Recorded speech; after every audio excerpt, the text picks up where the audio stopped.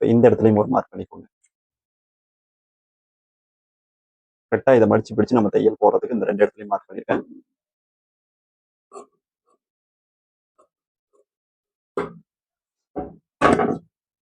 இப்போ இந்த ப்ளவுஸில் பார்த்தீங்க அப்படின்னா கொஞ்சம் கீழே இறங்கி வருது சரிங்களா. இப்போ வந்து இந்த லென்த் அகலமாக இருக்கிறதுனால இதை வந்து நம்ம பேசிக்கான அளவு பார்த்தீங்கன்னா சென்டர் பண்ணி தான் வைப்போம்.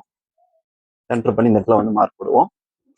இப்போ இந்த ப்ளவுஸில் வந்து கீழே இறக்கி வச்சிருக்காங்க, அதனால நம்ம ஒரு 1/2 இன்ச் வந்து கீழே இறக்கி வைக்கலாம். ஓகேங்களா. இதை வந்து அளவு ப்ளவுஸ் இருக்கிற மாதிரி வைக்கணும் அப்படின்னா நீங்கள் அளவு ப்ளவுஸ் மெஷர் பண்ணி வச்சுக்கோங்க. அப்படி இல்லை பேசிக்காக வைக்கணும் அப்படின்னா சென்டர் பண்ணி வச்சுக்கோங்க. இந்த அளவை வந்து சென்டர் பண்ணி வச்சுக்கோங்க. இப்போ இந்த ஸ்ட்ரெயிட்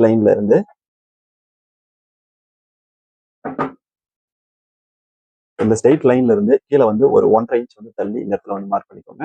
இது வந்து இந்த டாட்டுக்கான மெஷர்மெண்ட் சரிங்களா.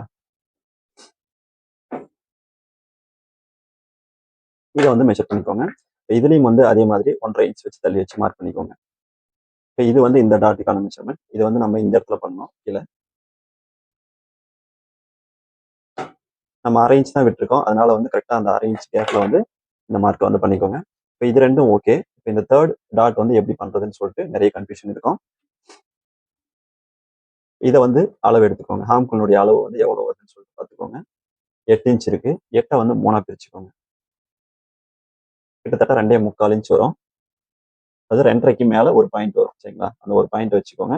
மேல தையலுக்கு வந்து 1/4 இன்ச் விட்டுட்டு இந்த இடத்துல வந்து மார்க் பண்ணிக்கோங்க சரிங்களா. இது ஒரு மெத்தட். இந்த டாட் ரெண்டையும் பிரிச்சுட்டு இந்த 2 மார்க் இருக்கு பாருங்க, இந்த 2 மார்க்கையும் ஒன்னா சேர்த்து இந்த மாதிரி மடிச்சுக்கோங்க. மடிக்கும் போது பாத்தீங்கன்னா கரெக்டா நமக்கு இந்த இடத்துல வந்து செட் ஆகிடும் சரிங்களா. இப்படியும் நீங்க வந்து டாட் பிடிச்சிக்கலாம். டாட் பிடிக்கும் போது இந்த மெஷர்மெண்ட் வந்து நீங்க மார்க் பண்ணல அப்படின்னா டாட் பிடிக்கும் போது இந்த 2 டாட்டும் பிடிச்சிட்டு இந்த 2 டாட்னுடைய எட்ஜையும் ஒன்னா சேர்த்து இந்த மாதிரி மடிச்சுக்கோங்க. மடிச்சுட்டு இந்த மாதிரி வச்சுக்கோங்க. வச்சுட்டு இங்க வந்து ஒரு 3/4 இன்ச் மேல வச்சுக்கோங்க. ஓகேங்களா.